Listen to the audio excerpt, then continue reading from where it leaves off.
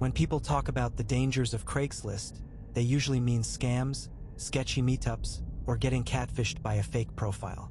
But what happened to me back in 2018 wasn't just shady. It was something I still don't fully understand, and I've tried. God knows I've tried. I just moved into my first solo apartment. Tiny studio, concrete walls, smelled like old laundry and stale coffee. It wasn't glamorous, but it was mine. I didn't have much, just a mattress on the floor, a folding table, and a kettle. That was it. So, like any broke 20-something, I turned to Craigslist. You can find anything on Craigslist if you're patient enough. Couches, shelves, plates, people giving away stuff they don't want to haul during a move. That's how I found it. The ad said, "Free upright freezer. Works. You haul. No picture. Just a phone number and an address." I didn't think much of it. I needed something for frozen meals, and this seemed perfect. I texted the number. A guy named Roy replied, said I could come by that evening. He even offered to help me load it. I asked if it worked. He just said, "Yes, take it tonight. Must go." A little pushy, maybe, but I figured he was moving or clearing out an old house. I borrowed a friend's truck and drove out there just after sunset. The house was in a quiet suburban neighborhood, the kind that looked normal at a glance but felt off, like something behind the shutters was watching you. Roy met me in the driveway, late 50s, greasy hair, wore those dirty beige cargo pants and a shirt that looked like it used to be white. He didn't smile, just nodded and pointed toward the garage. "It's in there. I've unplugged it. Ready to go." I said thanks and followed him. The garage was open, but dark. No lights on, just the fading glow of daylight coming in from the driveway. The freezer was at the back. Big, white, upright. Looked fine, aside from a few smudges. But as I got closer, I noticed something strange. The door was taped shut, thick layers of duct tape wrapped around the handle. Not one strip, but dozens crossing over each other. I looked at Roy. "Had to keep it sealed," he said.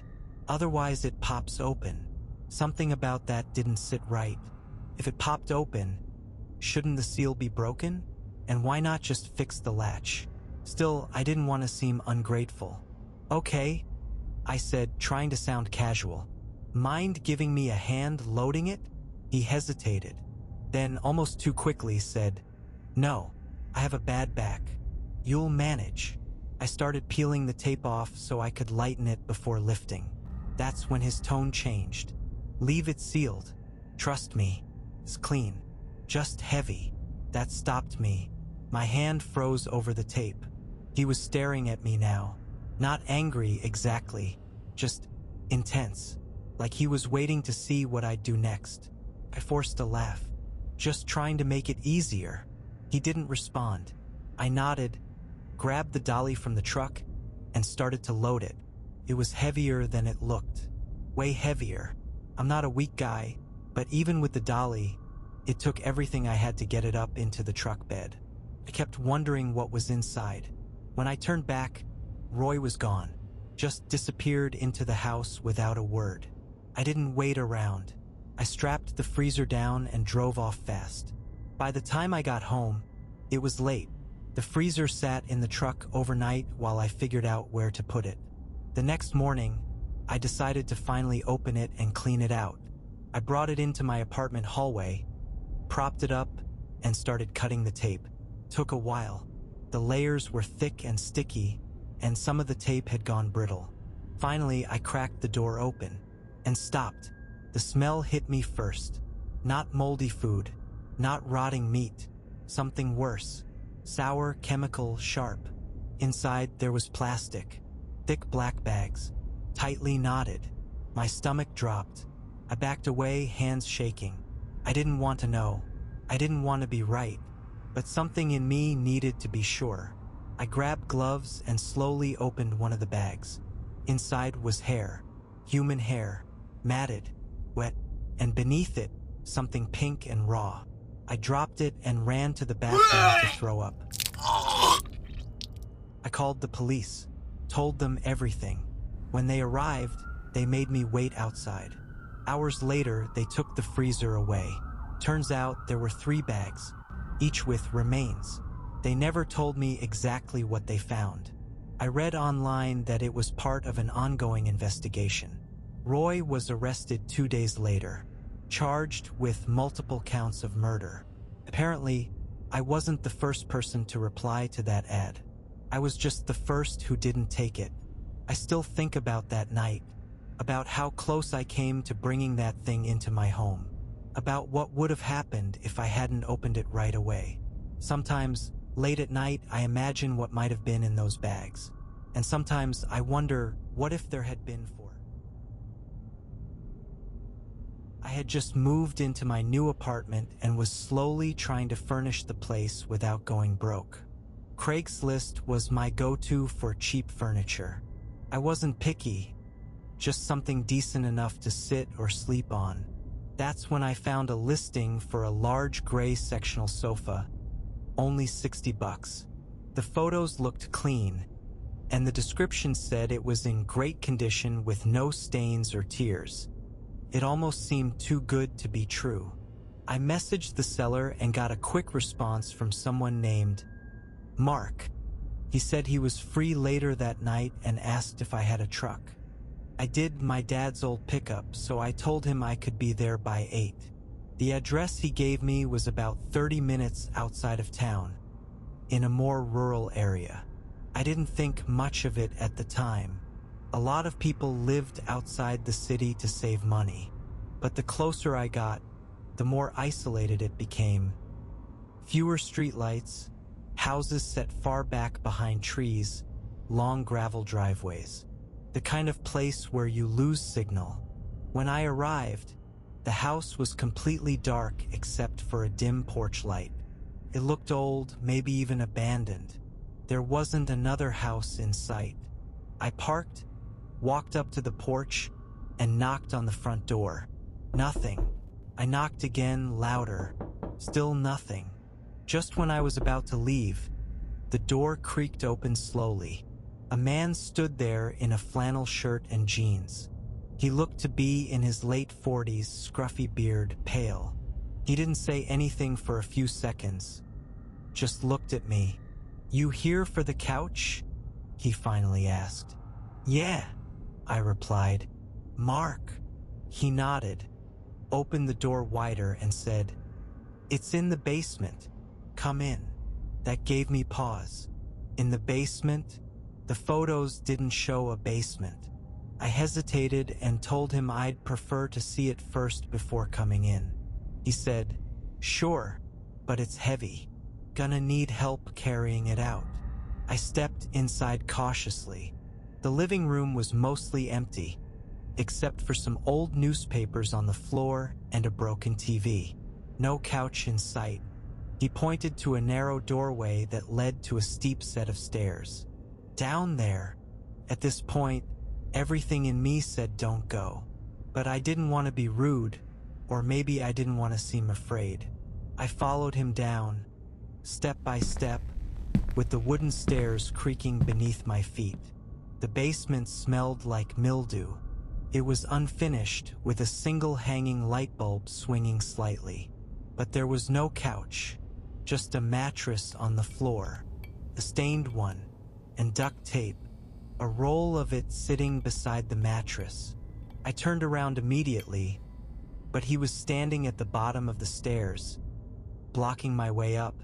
"You're not Mark," I said out loud without even thinking. He smiled, but didn't say anything. I backed up slowly, scanning for anything I could use. That's when I heard it, footsteps above us. Fast ones. Someone else was in the house. I panicked and lunged past him, shoving him hard against the concrete wall. He stumbled, and I bolted up the stairs. I could hear him scrambling after me, yelling something I couldn't make out. I burst out the front door just as another figure came rushing down the stairs inside. I didn't look back. I jumped into the truck, locked the doors, and peeled out of the driveway, kicking up gravel. I didn't stop driving until I hit the main road. I filed a report with the police the next day. When they checked the house, it was empty. No couch, no people, just a filthy basement with a stained mattress and several used rolls of duct tape. The listing was gone. So was the account.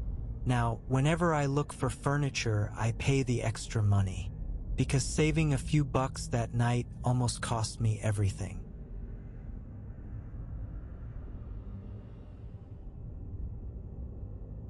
Which was the only reason we could afford it, but the place was basically empty.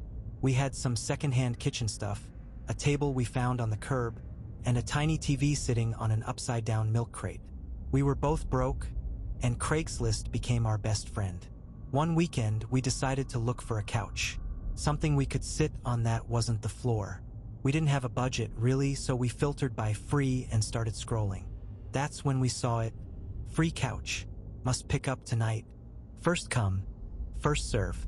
The picture was grainy, but it looked decent. A little worn, maybe, but better than nothing. The post had been up for only 10 minutes when we messaged the number listed. A guy named Tony replied almost immediately. He said we could come by that night and pick it up. He didn't give us a lot of detail, just an address and a message that said, "It's in the front room.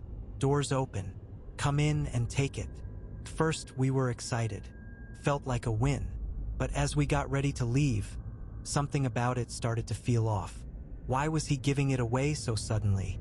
Why was he so eager for someone to come that very night? And why leave the door open? Still, free was free.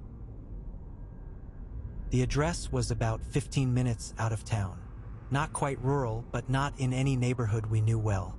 Mostly older homes, long driveways, some of them surrounded by overgrown trees and broken fences.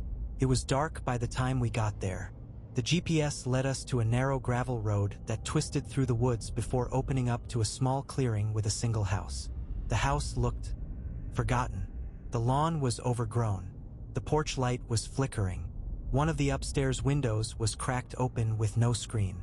But what really struck us was how quiet it was. Like unnaturally quiet. No insects, no wind, just stillness. We parked at the end of the driveway. There were no other cars, no signs of life. But the front door was ajar. Not wide open, just cracked. Enough to see a sliver of the hallway inside. Jake, my roommate, was the braver of the two of us. He shrugged and said, "Let's just grab it and go." I hesitated but followed him out of the car. We walked up the porch steps, each one creaking beneath our weight. We knocked. No answer. We knocked again. Still nothing. I pulled out my phone and texted Tony, "Hey, we're here for the couch. Just want to make sure it's okay to come in." Seconds later, my phone rang. It wasn't a text. It was a call. I answered.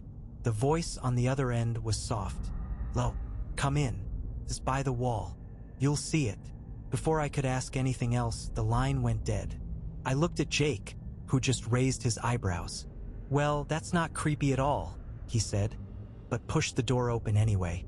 The front room was dimly lit from the moonlight pouring through the open window. The couch was there just like in the picture, against the far wall, brown, worn, but intact. We stepped inside. Immediately, I felt cold. Not temperature-wise. It was more like the air itself was heavy, like we'd stepped into a place that hadn't been touched in years. Dust floated in the beams of moonlight. The house smelled stale, like damp wood and something else I couldn't place. Faintly metallic. Jake walked over to inspect the couch. I stayed near the door. "Looks fine," he said, tapping the armrest. "Little wobbly, but whatever. Help me carry it." I didn't respond, because something had caught my eye. Beyond the couch, on the opposite side of the room, was a narrow hallway. It was almost completely dark, but I could see just enough to make out a shape. A figure, standing still, watching us. I didn't breathe. I didn't blink. Just stared. Whoever it was wasn't moving. They were too far back in the shadow to make out any features. No glint of eyes. No sound. Just a human-shaped void. "Jake," I whispered. "We need to go. Now." He looked at me, then followed my gaze. When he saw it too, he froze. We didn't say another word. We didn't shout or run. We just backed up. Slowly, one step at a time, eyes locked on the hallway. When we reached the door, Jake reached behind him and pulled it closed. The click of the latch was almost deafening. Then, from inside the house, we heard footsteps, heavy, deliberate, coming down the hallway. We bolted, ran to the car. Jake was fumbling with the keys, swearing under his breath. I kept looking back at the door, expecting it to fly open, but it didn't. Nothing came out. We peeled out of the driveway and didn't stop until we were back in town. My hands were shaking. I tried texting the number again. No reply. Called. Disconnected. Later that night, we reported it. Told the police everything. I don't know if they believed us, but they said they'd send someone to check. A few days later, I drove by the house again during the day. I wanted to see it in the light, make sense of what had happened. It was empty, totally abandoned. Windows boarded up. Yard even more overgrown. There was a for sale sign in the yard with a realtor's name. I called the number and asked about the property, pretending to be interested in buying it. The agent told me it had been on the market for months. Vacant. No one had lived there since 2017. That was 2 years before our visit, which raises a question I still can't answer. Who placed the ad? Who answered the phone? Who stood in the hallway? We never found out. I never went back, and I haven't used Craigslist since.